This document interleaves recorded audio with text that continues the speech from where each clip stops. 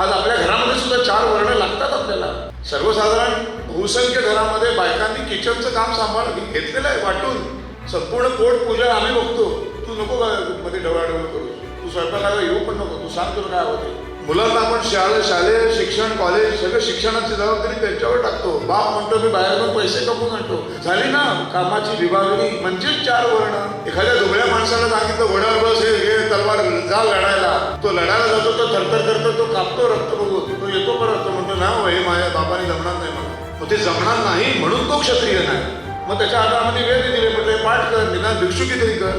त्याला ते पाठ होईना, महिनाभर घोगतोय चायला एक मंत्र पाठ होईना त्याला.